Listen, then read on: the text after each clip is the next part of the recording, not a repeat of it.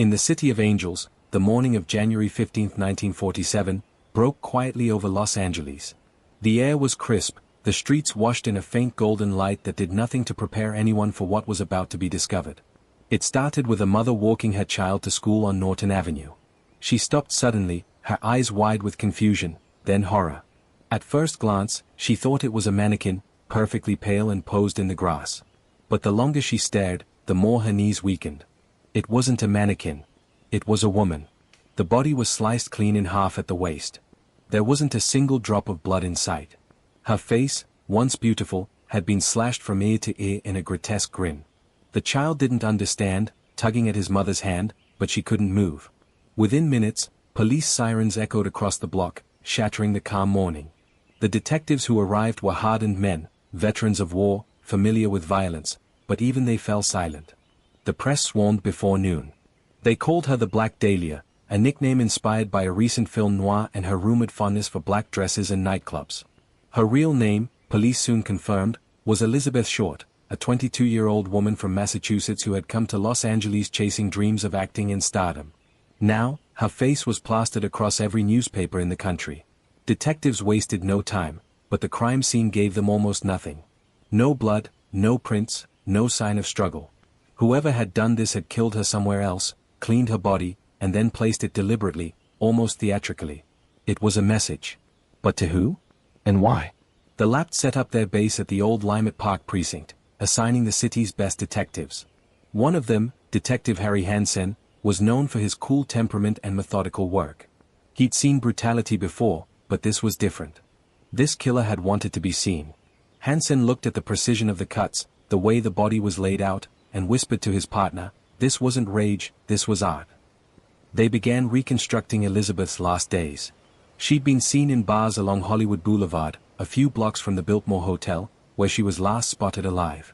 Witnesses remembered her blue eyes, her soft laugh, her polite manners. She was charming, but lonely. She often spoke of roles she almost got, dreams that slipped away, and letters she sent to her family, assuring them she was fine even when she wasn't. That night at the Biltmore, she told the bellhop she was meeting someone. But no one ever saw who. No phone calls, no messages, no trace of her after she walked out of those hotel doors. As word spread, hundreds of letters flooded the police department. Confessions, tips, threats. Some even came with parts of a woman's belongings, shoes, purses, photographs. Then, one day, an envelope arrived at the Los Angeles Examiner. It was neatly typed, and the sender claimed responsibility for the murder. Inside was Elizabeth's birth certificate, business cards, and an address book, cleaned, carefully arranged, and mailed like a gift. The letter ended with chilling precision, "I will give myself up if I am caught." The sender signed it, the Black Dahlia Avenger. Panic spread through the city. The Lapt was under enormous pressure. Journalists turned detectives, amateur sleuths clogged the precinct phone lines, and Hollywood's glittering surface suddenly looked rotten beneath. The city wanted blood. Detective Hansen and his team followed every lead. One pointed to a doctor who had abruptly left town after the murder. Another lead went cold in the Hollywood Hills, where a witness claimed to have heard screams late at night. Yet every time they came close, the evidence slipped away, cleaned, polished, gone. Whoever killed Elizabeth Short knew exactly what he was doing. But decades later, when most people thought the case would remain forever unsolved, something unexpected happened, something that would finally break the silence that had haunted Los Angeles for more than half a century. The investigation into Elizabeth Short's murder became the largest manhunt in Los Angeles history. More than 150 detectives, forensic experts, and even military pathologists were assigned to the case. But what made it so haunting wasn't just the brutality, it was the precision.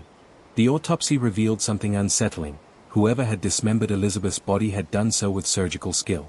The cuts were clean, professional, and executed with a knowledge of anatomy far beyond that of an average person. Detective Harry Hansen stood in the cold morgue, the hum of fluorescent lights above him mixing with the sound of the coroner's pen scratching on a clipboard. Whoever did this, the coroner said quietly, knew exactly what they were doing. He paused, then added, "This wasn't improvisation. This was practiced." That single word, practiced, sent Hansen's thoughts spiraling. It meant repetition. It meant experience. It meant their killer had done this before. The Lapt began narrowing their focus on people with medical or surgical training. Doctors. Butchers. Morticians. The list was long. Too long. As the days passed, the pressure mounted. The press was relentless. Headlines screamed the Black Dahlia killer still at large. Crowds gathered outside police headquarters demanding answers. Everywhere Hansen went, he saw her face. Elizabeth Short, smiling in every photograph, her dark curls framing her face like a starlet. But behind the smile, he could almost feel the loneliness she must have carried. Her friends described her as sweet, ambitious, and often broke. She drifted between acquaintances, couch to couch, always talking about her next opportunity. She wasn't hardened by Hollywood yet, just hopeful. And that hope, Hansen thought, made her vulnerable. One particular lead stood out. A man named Mark Hansen, not related to Detective Harry Hansen, ran a nightclub called the Florentine Gardens. Elizabeth had stayed at his house for a while. He described her as a nice girl who just wanted to be famous. He claimed to have last seen her weeks before the murder. But when detectives pressed him, inconsistencies began to appear. Why did her address book, found mailed to the Examiner, have his name embossed on it? Why had he tried to downplay how well he knew her? Still, nothing concrete tied him to the murder. Then came another letter. This time, the killer taunted the police, mocking their incompetence. "You will never catch me," it read. The Black Dahlia Avenger. The envelope was soaked in gasoline to destroy fingerprints, a small detail, but one that revealed how calculating the killer truly was. Weeks turned into months. Tips came in by the hundreds. One claimed Elizabeth had been killed in a Hollywood Hills mansion during a party. Another claimed she'd been lured by a photographer promising her fame. One woman said she'd seen Elizabeth with a tall man in a dark suit near the Biltmore, the last confirmed sighting. Then something caught Detective Hansen's eye. A doctor's report from 1945, filed under a different name, described a young woman who'd come in for abdominal treatment after a botched medical procedure. The doctor's handwriting was sharp, controlled. The hospital was just 2 miles from where Elizabeth's body was found. The name? Dr. George Hodel. When detectives visited Hodel's former residence, a sprawling, eccentric mansion in the Hollywood Hills known as the Soudan House, they immediately felt a strange atmosphere. Its Mayan-style architecture loomed like a temple to something dark. Neighbors described Hodel as brilliant but disturbing. He threw lavish parties with artists, politicians, and women half his age. Rumors swirled of strange rituals, photography sessions, and whispered scandals. Detectives tried to bring him in, but Hodel had already left Los Angeles. He vanished into Asia, taking his secrets with him. Years later, the case grew colder than ever. The files thickened, the leads thinned, and Elizabeth Short became a ghost, not just of Los Angeles, but of America itself. The face of the Black Dahlia became an icon, immortalized in pulp novels, films, and whispers at dinner tables. But the story didn't end there. Because decades later, long after the detectives who had worked the case had died, a man would come forward claiming his own father, Dr. George Hodel, was the killer. And this man wasn't just anyone. He was an lapped homicide detective. Steve Hodel had spent decades serving in the lapped, working homicide, studying killers, and chasing the truth in every form. But when his father, George Hodel, died in 1999, Steve began sorting through his father's belongings, and what he found would send him down the most disturbing investigation of his life. Old photographs, letters, newspaper clippings, and among them, 2 portraits of a dark-haired woman. Her resemblance to Elizabeth Short was chilling. Same curls, same haunting beauty. Could it really be her? At first, Steve dismissed the idea. His father was brilliant but flawed, a surgeon, a socialite, a man surrounded by scandal.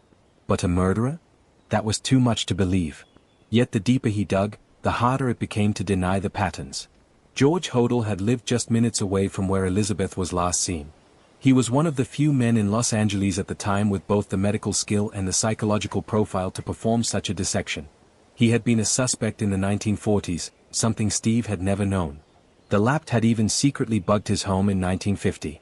Steve requested the old surveillance logs, yellowed and brittle with time. When he read them, his hands trembled. In one of the transcriptions, George Hodel's voice was clearly recorded saying, "Supposin' I did kill the Black Dahlia. They couldn't prove it now. They can't talk to my secretary anymore, she's dead." That single statement turned Steve's world upside down. The recordings were real. The context was undeniable. His father hadn't been joking, it was a confession hidden in plain sight. Steve Hodel, now retired, made it his mission to reinvestigate the case using both modern forensic techniques and the original evidence. He mapped his father's known movements, compared handwriting samples, and even analyzed the style of the taunting letters sent to the press. The handwriting? Nearly identical. The phrasing? Distinctively Hodel's. The arrogance? Unmistakable. Steve's research took him deeper into his father's past, a man fascinated with surrealist art, particularly the works of Man Ray, who was a close friend of Hodel's. Man Ray's art often depicted women's bodies in fragmented, stylized forms, eerily similar to the way Elizabeth's body had been posed. The parallels were undeniable. Steve began to believe his father had staged the murder scene as a grotesque homage, a blend of art and violence. But why? To Hodel, it seemed the motive was rooted in control, ego, and a dark sense of legacy. George Hodel saw himself not merely as a man, but as an intellect beyond morality, someone who could commit the unthinkable and still walk free, untouchable by the law. The more Steve uncovered, the more he found connections between his father and other unsolved murders in Los Angeles during the 1940s and 50s. Women who vanished. Bodies found posed. Cases marked as unsolved. When Steve went public, skepticism poured in. Critics accused him of exploiting the case. Others called it coincidence. But a surprising number of former detectives came forward, admitting that the theory fit chillingly well. One retired lapd officer even said, "We always suspected George Hodel. But he had influence. Power." The case was buried. The evidence began to mount. The handwriting analysis aligned with the Zodiac and Dahlia letters. The cadaver dogs alerted to the scent of human remains in the basement of the old South End house. The medical precision matched George Hodel's surgical expertise. And the taped confession? Still on file, still echoing through time. Steve Hodel wasn't trying to solve just another case. He was confronting his own bloodline. He once said in an interview, "The hardest part isn't believing my father could have done it. The hardest part is realizing that he did, and that he wanted to be remembered for it." As Steve stood outside the old South End house one night, staring at its looming stone facade, he imagined the life his father had lived inside those walls, the parties, the secrets, the whispers. The truth was no longer a theory. It was an inheritance. And for the first time in over 70 years, the mystery of the Black Dahlia began to feel less like an unsolved riddle, and more like a revelation hiding in plain sight. Years passed, but Steve Hodel's revelations didn't fade. Instead, they ignited one of the most controversial and emotionally charged debates in true crime history. The Black Dahlia case, once a cold and distant legend, was suddenly burning again, and at the center of it was a son trying to expose the sins of his father. The lapd, long silent about the case, refused to reopen it officially. But journalists, documentarians, and independent investigators picked up the story. Some praised Steve's courage, others doubted his conclusions. Yet even skeptics couldn't deny that his father had been a person of interest back in the day, and that evidence had, somehow, vanished. Meanwhile, the public's fascination grew. Books were written, films were made, and podcasts analyzed every word from the surveillance tapes. The name George Hodel became synonymous with sinister genius. But behind all the noise, one haunting truth remained. Elizabeth Short was still a young woman whose life had been stolen in the most brutal way imaginable. Her image had become a symbol of tragedy, her nickname more famous than her name. Steve Hodel wanted to change that. He started speaking about her not as the Black Dahlia, but as a person, a daughter, a dreamer, a woman with hope. He made sure that each talk he gave ended with her story, not his father's. Yet deep down, he struggled. Because to tell her story honestly meant to confront his own. Every new discovery felt like a betrayal of family, but also like an act of justice for the voiceless. In 2013, forensic experts re-examined old files and photographs from the 1947 scene using digital enhancement. They confirmed that the surgical precision was unmistakable. Whoever committed the crime had medical training and anatomical expertise. That narrowed the list of suspects considerably, and once again, all arrows pointed to George Hodel. Years later, DNA testing was attempted on the preserved evidence, but contamination and age made definitive results impossible. The final scientific proof may never come. Still, what mattered more was the overwhelming circumstantial evidence, the psychological profile, and the undeniable timeline. George Hodel was in Los Angeles. He had access. He had motive. And he had confessed, if only to himself. The South End house, once a glamorous icon of 1940s architecture, is now a symbol of something much darker. Visitors describe a strange heaviness in the air. Some claim they hear faint whispers in the hallways, though that may just be the echo of a city that has never forgotten. Even today, Steve Hodel continues his work, filing updates on his website, analyzing old police notes, uncovering patterns across decades. He believes his father was not just responsible for the Black Dahlia case, but part of a series of connected killings stretching across California. But for all his findings, there's something deeply human beneath it all: a son's pain, a father's legacy, and a victim's stolen life. Elizabeth Short's story has never been about fame or horror. It's about remembrance. It's about a young woman who came to Los Angeles to chase dreams and instead became trapped in a nightmare. And while her murderer may never face a courtroom, her voice, through people like Steve Hodel, continues to echo through time. Because in every cold case, there comes a moment when the dead stop whispering and start being heard. There's a certain silence that surrounds Los Angeles at night, a kind of soft hum that hides behind the glow of the city lights. It's the silence of dreams and secrets, of lives that came chasing something golden, and sometimes found something dark. Elizabeth Short came to the city with a dream: to be seen, to be known, to make her mark. Instead, she became immortalized for the tragedy that took her. But through all the theories, confessions, and investigations, what remains most haunting isn't how she died, it's how her story refused to fade away. Decades later, people still whisper her name. Her image, frozen in black and white, looks back from history like a question we still haven't answered. Who was she really? What did she hope for? What did she fear? The truth, perhaps, lies somewhere between the police reports and the city's heartbeat, in that fragile space where humanity meets obsession. The Black Dahlia case isn't just a murder story. It's a mirror. It reflects how we treat beauty, ambition, and tragedy, how society consumes the mysterious and the broken. Steve Hodel's pursuit of truth wasn't just about justice. It was an act of redemption. Not only for Elizabeth Short, but for himself. Because facing the truth about the people we come from, and what they may have done, is one of the hardest kinds of courage. Maybe justice doesn't always look like a courtroom or a confession. Maybe it looks like remembrance, the choice to tell the story right. Elizabeth Short was more than a nickname, more than a legend. She was a human being. And through every retelling, through every effort to piece together her final days, her voice grows louder again. And tonight, as the city sleeps under its endless neon glow, one truth remains: every mystery leaves behind a voice, and tonight, we've heard hers. In the years that followed, the Black Dahlia case became more than a file in the archives. It became a shadow woven into the soul of Los Angeles. Every detective who touched it, every journalist who reopened it, every author who tried to humanize Elizabeth Short, they were all chasing something deeper than a killer. They were chasing the need for closure, for justice, for the redemption of truth. Justice, in its purest form, may never have been served in a courtroom. No one was ever tried, no verdict ever read. But justice sometimes manifests in the persistence of remembrance, in refusing to let a story like Elizabeth's fade into silence. Steve Hodel's investigation, controversial as it was, gave something profound to the world: a name, a direction, a sense that the unanswered can still be pursued. Whether or not his father was truly responsible, his courage to look inward, to challenge blood ties for the sake of truth, is an act of moral reckoning few could bear.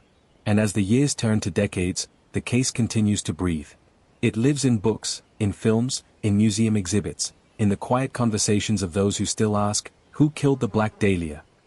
But maybe, in the end, it's not about who did it. Maybe it's about what she became, a symbol of how easily dreams can turn to darkness, and how deeply humanity yearns for understanding. Los Angeles has changed, but its ghosts remain. The city's skyline reflects on the glass of new towers, but beneath it all, the echoes of its past whisper through alleyways and along the old Bunker Hill where it all began. Elizabeth Short's name no longer belongs to the tabloids. It belongs to history, and to every soul who has ever been silenced, misunderstood, or forgotten. And so, we close another file, not with finality, but with respect. Because here, every mystery deserves a voice. And tonight, we've heard hers. Mystery Files, Cold Case Investigations.